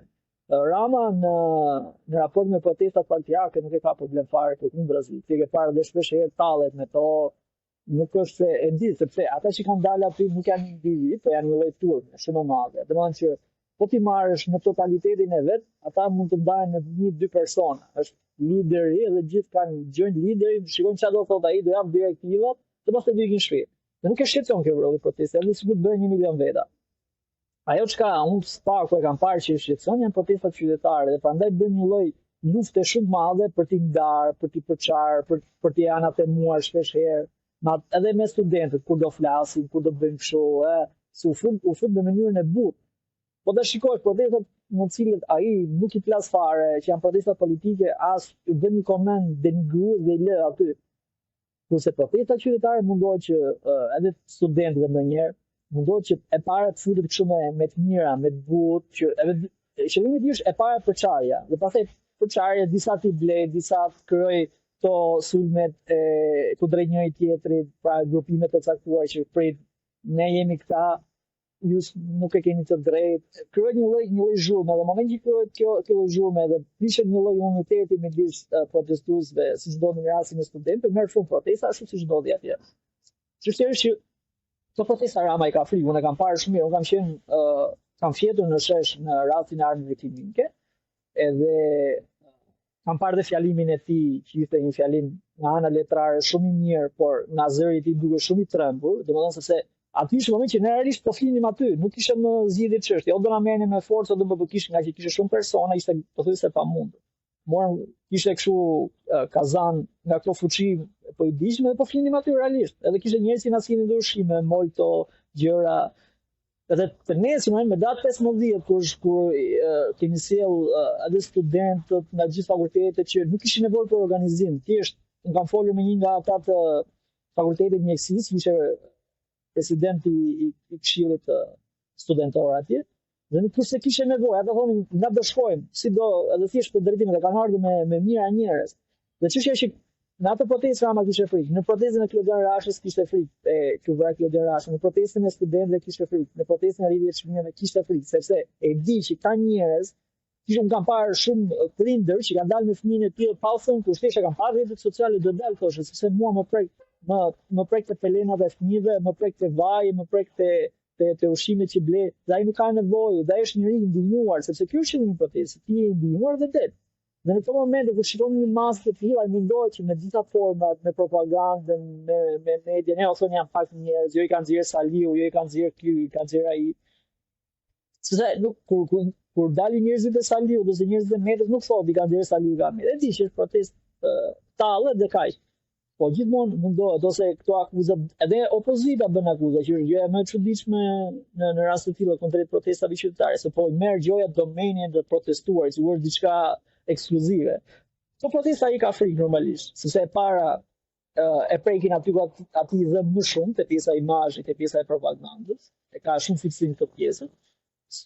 Se një protestë ka dhe dikim dëgëmtar, domethënë shumica e protestave që kanë shumë njerëz, sepse aty partiake, por që janë qytetarë, dalin në Reuters, dalin në Le Monde, dalin edhe në CNN, në Republika, në gjithë mediat më të mëdha europiane e japin si lajm. Dhe çështja aty nuk i pëlqen kjo gjë. Përtej kësaj, nuk i pëlqen fakt që qytetarët reagojnë sepse kundër qeverisjes së tij, idesë krijuar qeverisjes rilindas dhe perfekte. Adush, e kam parë në shumë raste që ka bërë dhe devijime, normalisht ka bërë ato skemat e tij makiaveliste për t'i ndarë njerëz, për t'i përçarë, për ta zhbërë protestën. Por këtu i ka frikë. Këtu i ka frikë në shumë mirë. Kurse në pjesën e dytë që thua se çfarë do bëjmë ne nga jashtë, është që mos dëgjoni shumë se çfarë thuhet, ose mos dëgjoni shumë kjo pjesa e komenteve, se njerëzit në rrjetet sociale do komentojnë pafund. Do thonë gjëra të cilat janë në rahatin e tyre, thotë hajde ta shprehun dhe mendimin. Një nga gjërat që unë sugjeroj njerëzve që janë jashtë, që normalisht i prek dhe realiteti jonë, se kanë familjarë, ose kanë edhe lidhje shpirtërore, është fakti që e para të jep një lloj zëri ose një lloj shpërndarje protestës. Por ama nga aktorë dhe njerëz që janë te protesta, jo kryesisht nga media ose nga rrjetet e sociale të ndikuara nga qeveria këtu. Një lloj zëri. Pastaj, kjo është ndihma e parë, domethënë është mirë që të ketë një lloj shpërndarje, shikoj se kjo gjë po ndodh, sepse qeveria, pushteti ka këto mekanizmat e vet të shtypjes me anë të media dhe me anë të hapësirës mediatike, duke qenë se e ka terrenin shumë mat mediatik. Kurse protestuesit, njerëzit që reagojnë për gjëra të tilla nuk kanë një hapësirë aq madhe mediatike. E kanë thënë që mund të thuhet, okay, ishte një protestë sot, por janë ca elementë që nuk shpërndahen. Një foto, ka njerëz që bëjnë fotografin në mënyrë amatore në protesta, shpërndajnë foto shumë të lezetshme. Për shembull, te Klodian Rasha ishin njerëzit, edhe ti që je jashtë, për shembull, e shikon një foto që ka bërë një person, një rast dhune, një rast edhe e shpërndan dhe shikon të bëhet virale. Kjo është një ndihmë shumë e mirë, sepse ti nuk do të gjesh në media një gjë të tillë. Ama personat që janë aty, është shumë e rëndësishme që ketë njerëz reagues, ketë njerëz protestues, por duhet të ketë edhe njerëz dokumentues, pra ketë njerëz që bëjnë foto, ketë njerëz që dokumentojnë personat kush ka shkuar në komisariat, njerëz që kanë njohuri deri diku juridike që mund të ndihmojnë, edhe shpeshherë kanë ndihmuar dhe falja, sidomos në rastin e Klodian Rashit, ishin adoleshentë dhe njerëz të mitur. Dhe çështja është që secili mund të bëjë një lloj pjesë, edhe nga jashtë. Ashtu siç mund ta bëj për të shpërndarë propagandën qeveritare, bravo kryeministri që e ke bërë këtë gjë, nga ana tjetër mund të bëj dhe një shpërndarje ose të jap një lloj zëri, ti protest që atij duket e drejtë, nëse nuk i duket e drejtë nuk ka pse ta bëj. Domethënë është totalisht në drejtën e tij dhe e saj.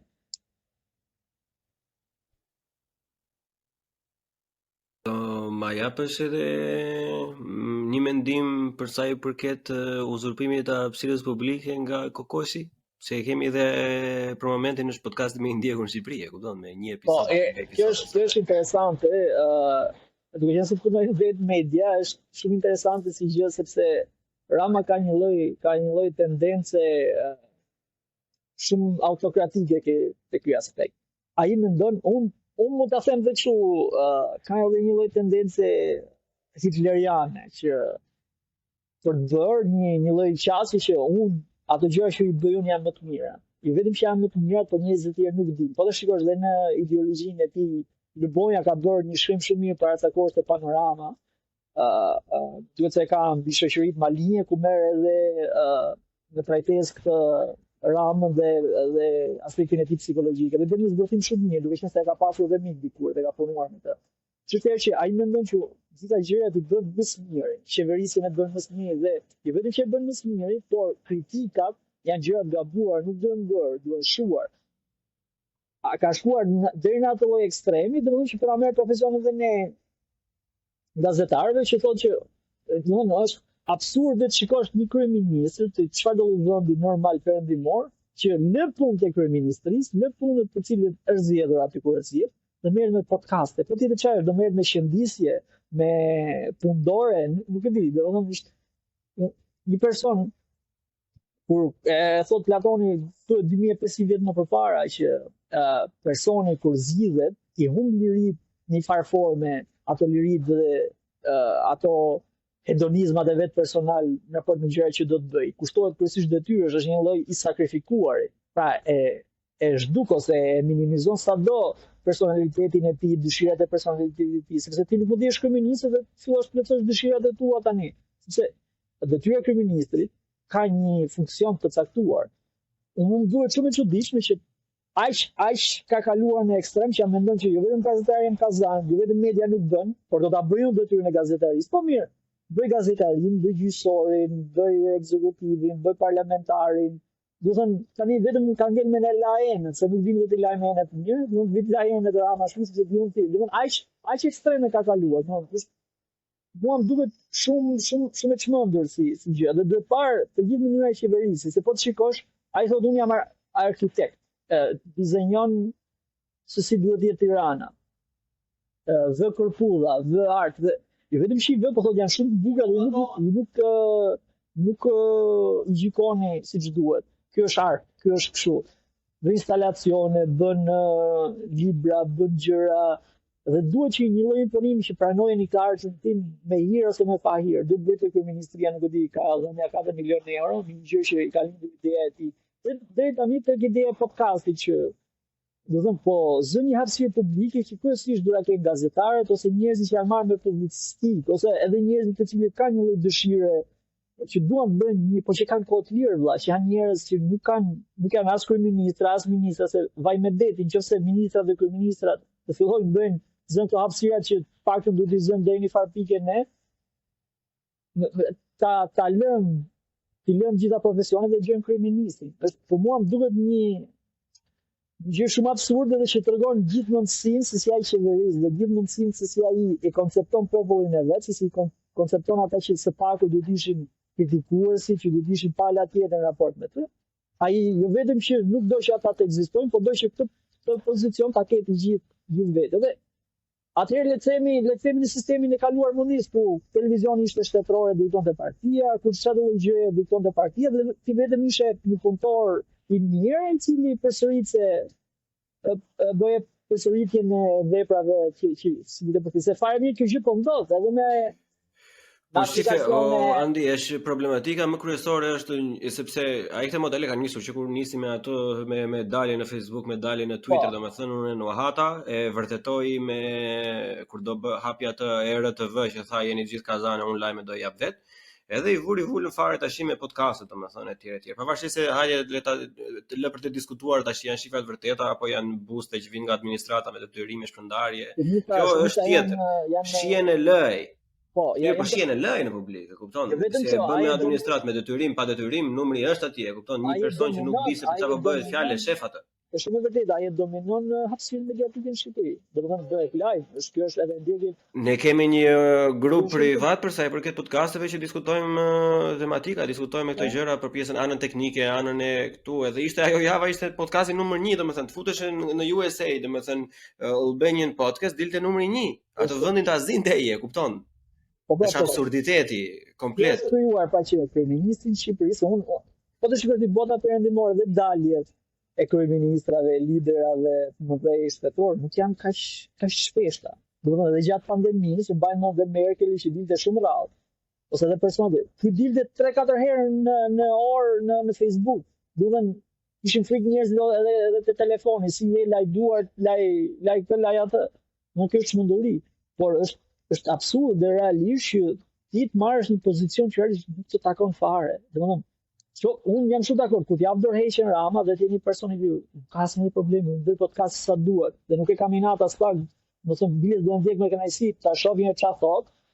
Por ama ti nuk jesh, duam njëoj se unë të puna ime të lë punën dhe të filloj një hobi që kam unë, sepse kam dëshirë ta bëj, dhe dua që të hapësirë mediatike ta zë unë, mos ta zën gazetarët se më kritikojnë. Po më shikoj, mund ta shohim dhe nga një prizm shumë abstrakt, domethënë dhe delusional, mund të themi që okay, është gjeni dhe ja arrin ta bëj.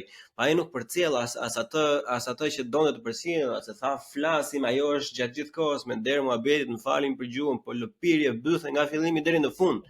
Edhe normalisht është ajo që thamë çfarë, e kemi thënë dje, më saktë në hapësirë publike në Twitter që e mban popullin aq sa më i varfër të jetë, aq më lirë blihet, edhe të gjitha ata persona aty e fatkeqësisht për disa nga ata unë i njoh deri në një farë pike dhe kam pasur një respekt aq të madh dhe i kam shumëzuar me zero, do thuash ti që who cares, domethënë se i shumëzove ti me zero, ai je tipi njësoj dhe vazhdoi jetën. E drejtë është ajo.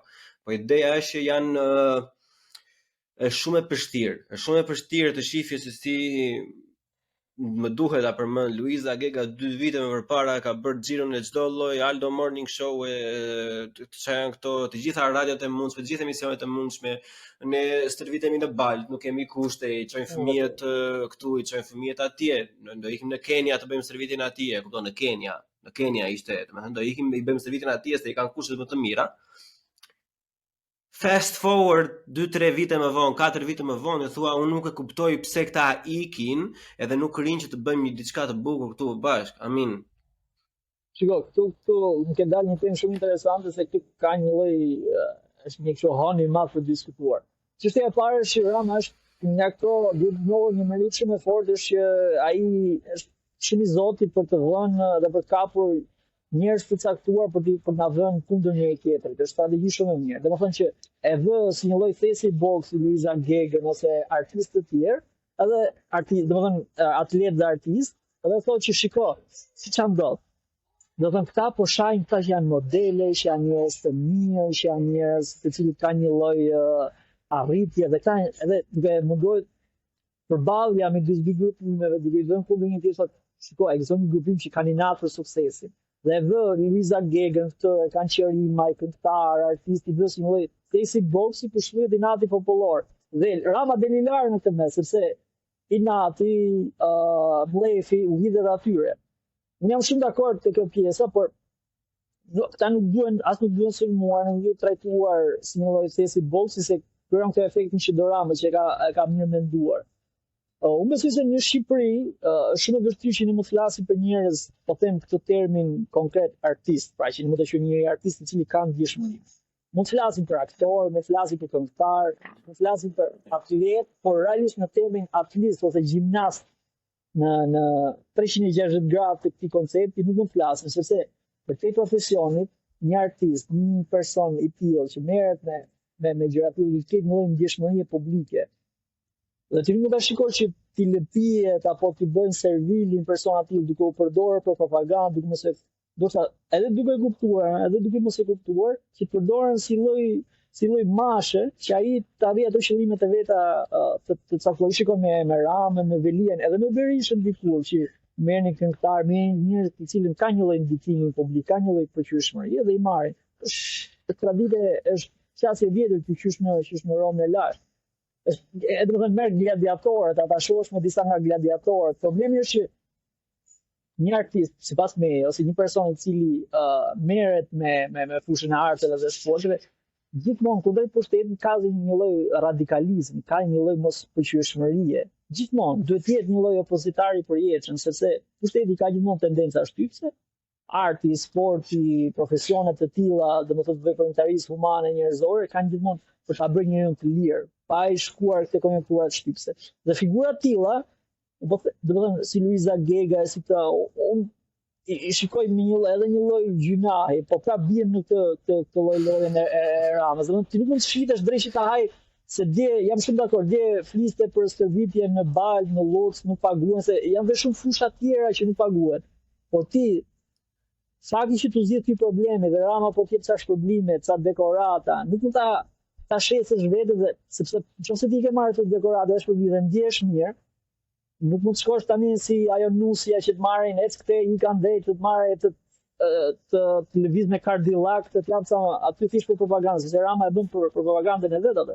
Mund të nxjerrte maj Cadillacut aty të ec në bulevard, ai është komplet show. Por teksa ti e zgjidhe problemin tënd, dakor, shumë mirë, u shite, po themi deri diku, ose je i kënaqur me rrogën me të bën admiral, kolonel, çfarë drejtshmi ka dorë. Nëse ti dje reagoje për vete, tani reago për të tjerë. Pra, sepse ka shumë personalitet specifik. O vllai dashur, po edhe thjesht ajo aksioni që bëjnë këta që u bën admiral, kolonel. Si ka mundësi tani që ti, domethënë, vetëm sepse ti arrin të vraposh më shpejt se sa të tjerët, që nuk ka lidhje fare me të qenë admiral dhe kolonel, se ti ke përgatitja fizike është më e vogla te admiraliteti te koloneliteti, si quhen këto si terma instrukcione. Nuk e di si në xhbazi marrin titull, por nuk kam asnjë problemi me dhënien e titujve të tyre. Se janë 4-5 persona që kanë dhënë titull, domethënë që paguhen dhe nga forcat armatose. Ky është çështja më pak problematike për mua. Problemi është mënyra se si përdoret kjo gjëja. Ti e shet këtë gjë që i ke dhënë 4 vetave, 5 veta e shet si ashtu si dhe me rritjen e rrogave, ose me i ke dhënë një lloj ngritje e rrogave të personave që e shet sikur e kanë marrë gjithë, sikur gjithë janë bërë admiral. Ndërkohë në Tiranë ka shumë edhe Federata e Peshqimit bëjnë stërvitje në kushte skandaloze, nuk e fusha, nuk e hapësira. Po pikërisht pra sepse prandaj po ta përmend anë që është e gjitha e gabuar, sepse pikërisht nga ata që e kanë marrë dhe nuk e kanë merituar, sepse nuk mund të meritosh një status kolonel vetëm se se vrapon. Se imagjinoje tash, ekstrapoloje në të ardhmen ty, hyn serbi në Kosovë, del Luiza Gega thotë, nuk e kuptoj pse serbi po hyn tani në Kosovë. Jo, nuk është, shiko, do bëj një dallim.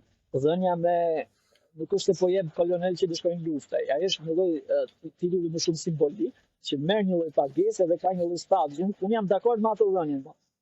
Ai nuk ka të bëjë me pjesën e ushtrisë fare. Do thënë, hiqe këtë, nuk është se do nesër lufta ose sulmi dhe do dal kolonele Luiza Gega do na bëj. Jo, është nuk qëndron ajo.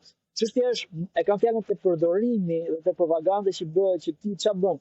E merr diçka dhe e fryn aq shumë, duket se ti ke reformuar gjithë sportin shqiptar, gjithë peshngritjen, gjithë. Po ç'a bën? Ai merr individ saktuar dhe e shet për qasje propagandistike. Se ideja është që ti ke shumë peshngritje, shumë sportistë ikin jashtë, mos e s'ka kushte këtu. Stërvitjen e lagashti. Po, fakti që ti ke dhënë Luiza Gegës këtë gjëra, e ke shitur sigurisht, peshngritja është në rregull tash. Sportet e tjera në rregull. Tu njerëzit nuk kanë këtë stërvitjen më, nuk ka fusha. Nuk ka kushte, nuk ka rroga. Domthon, para se të bëjnë stadiumet ose stadiumet lokale, të shikoj stadiumet nëpër qytete e rrethë, bëjnë dush me ujë stot, se s'ka ujë ngrohtë, nuk kanë ku të zhvishin, nuk kanë ku të lahen, nuk kanë dieta, nuk kanë gjëra të tilla. Por ama, fakti që ti e ke dhënë te Facebooku jot, dhe Luiza Gega, jo ka hedhur hijen si personave. Dhe Luiza dhe persona të tjerë, këto nuk duhet pranojnë, pra që të përdoren për propagandë.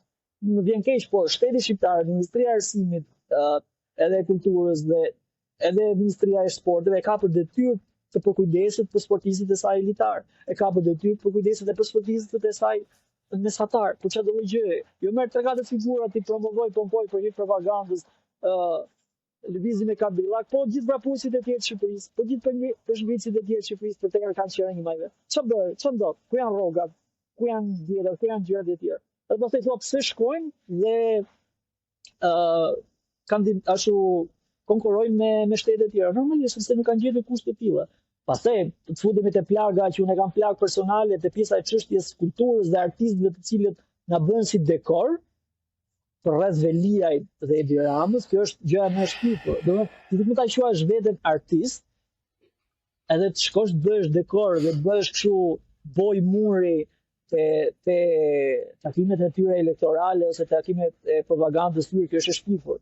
Do thënë, më del mua, po nuk e kam problem të përmend emra, më del mua Eli Fara, më thotë mua Tirana është bërë qytet më mirë se Milano, qytet evropian më mirë se Milano, Parisi e këto e ka bërë kryetari i bashkisë, nuk është ide pse sepse duhet një hund lesh për këto. Për këto duhet një hund lesh dhe dali fikse thoj zonja Eli Fara e nderuar e respektuar, janë fan si joti zjarrt, këndon jashtëzakonisht shumë bukur, je kontribut shumë i madh për shoqërinë shqiptare.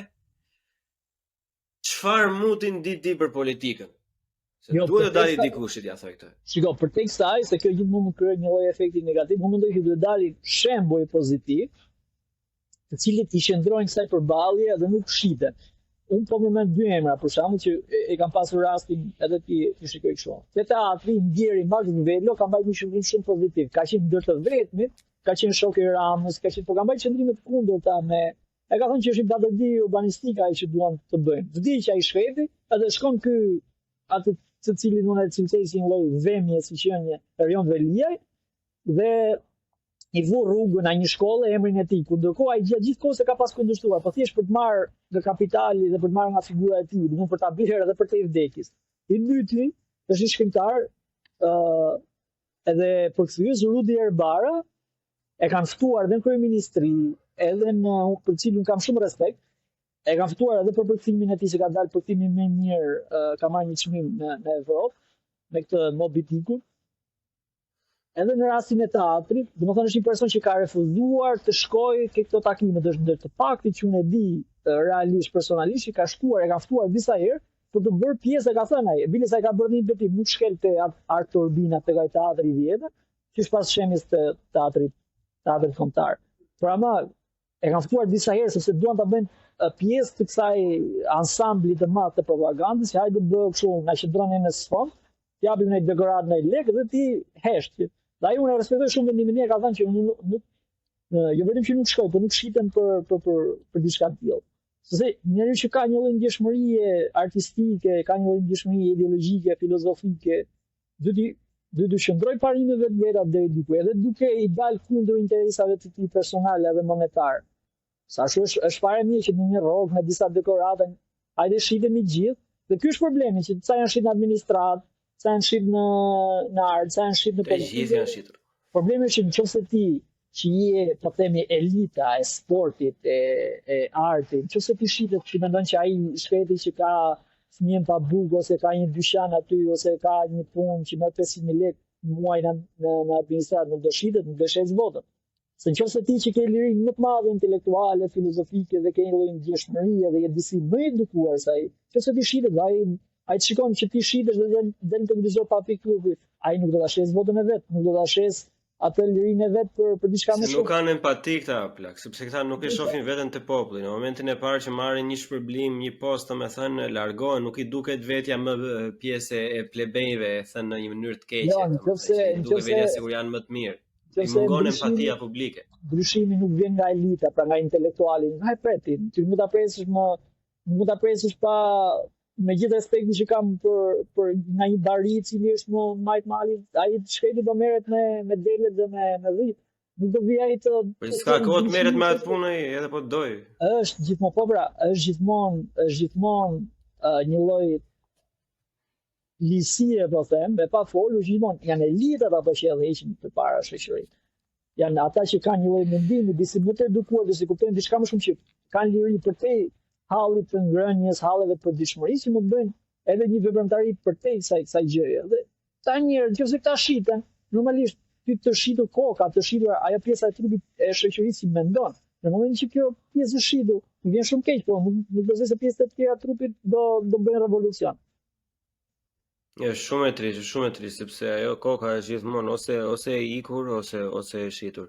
Që të mos zgjatemi dhe shumë, domethënë do na japësh në një këshill, sepse nuk e di sa jeni në dieni juve aty, po me sa di unë që jemi studenta, ose tani, si jemi me studenta, se tani jemi në punë, po ne i ndjekim shumë, domethënë, si të paktën një rreth i madh, kemi disa organizata të vogla, për shembull në Berlin edhe në disa qytete të tjera të Gjermanisë, që edhe flasin edhe komunikojnë me njëra tjetrën, edhe mundohen të bëjnë diçka, domethënë shumica prej tyre nuk e ka aftësinë akoma të bëjë ndërhyrje dhe ndihmë financiare, edhe domethënë përballemi me një hostilitet, me një armiqësi, jo vetëm nga ata që pritet, se normalisht që pritet nga regjimenti e tjerë, po me një hostilitet nga këta persona që janë kulti aktivistit, e kupton që mos u futi tek toka ime, kështu që çfarë do bëjmë ne vëlla?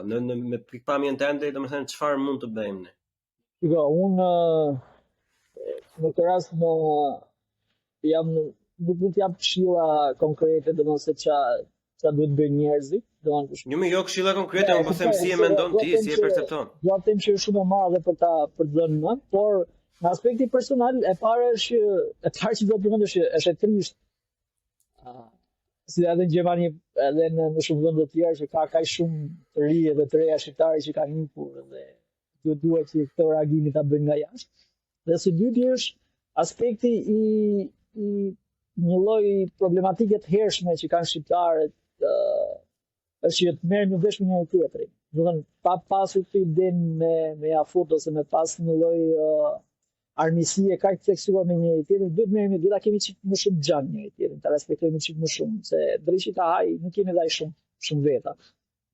Kjo ideja për të luftuar njëri tjetrin, për të pasur një lloj klime kaq armiqësore me njëri tjetrin, do ta çoj gjikundi. Thjesht do na ndaj dhe do na përçaj për jetëve.